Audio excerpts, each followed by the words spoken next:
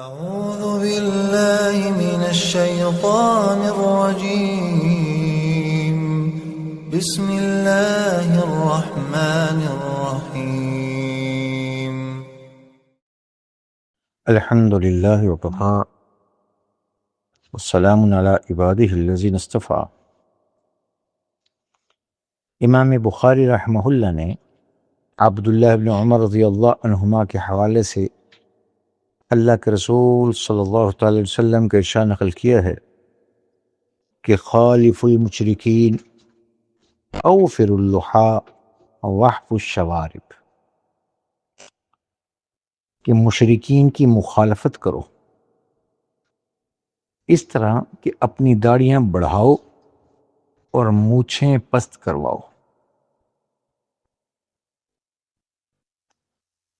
نبی علیہ الصلاۃ والسلام کی بیان کردہ تعلیمات جو عین فطرت کا تقاضا ہیں، لہذا اسلام دین فطرت ہے، تو آپ علیہ السلام نے محض عبادات میں فطرت کے اصول ملحوظ نہیں رکھے،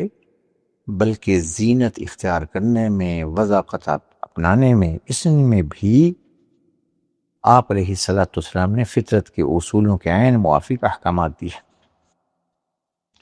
تو مشرکین یا وہ لوگ جو اللہ کے سوا کسی اور کو بھی اپنا خدا سمجھتے ہیں، وہ اپنی خواہش کی بنیاد پر اپنی وضاقت و زینت اختیار کرتا ہے۔ یہاں پر آپ علیہ السلام نے ان کی مخالفت کا حکم دیا کہ مشرکین کی عادت تھی کہ وہ داڑیاں کٹاتے تھے، مونچھیں بڑھاتے تھے،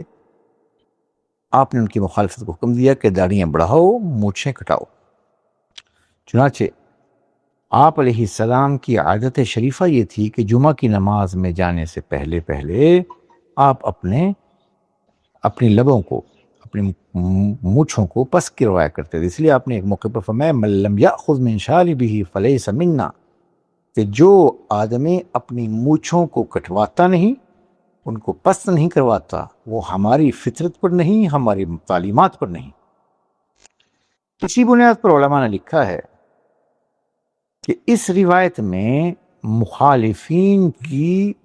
مشرکین کی کلی اور کفار کی مخالفت کا ذکر ہے کہ داڑھی رکھنا نصاً واجب ہے،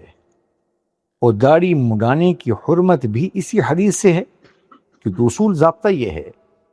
کہ الامر بالشیء یقتضی النہی عن ضدہ، کہ جب شریعت نے کسی چیز کو حکم دے دیا تو اس کا آٹومیٹکلی نتیجہ نکلا کہ اس کے مخالفت کرنا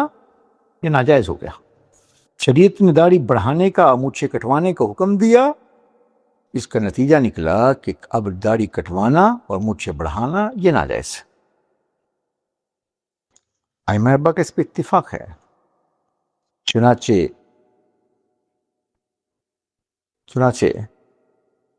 چاروں ائمہ کی کتابیں اس بات پر متفق ہیں کہ داڑھی کٹوانا حرام ہے، اور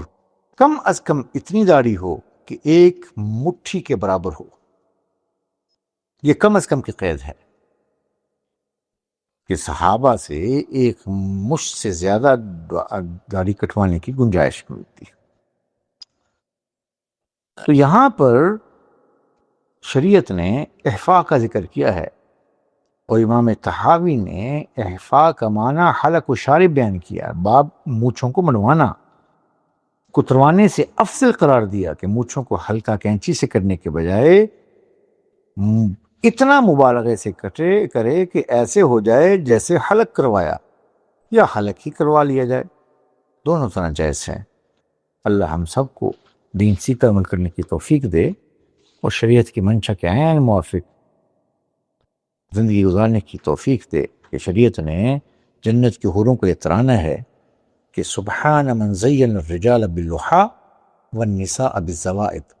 پاک وہ ذات جس نے مردوں کو داڑھیوں سے خوبصورت بنایا اور عورتوں کو سر کے لمبے بالوں سے۔ اللہ توفیق عمل نصیب فرمائے۔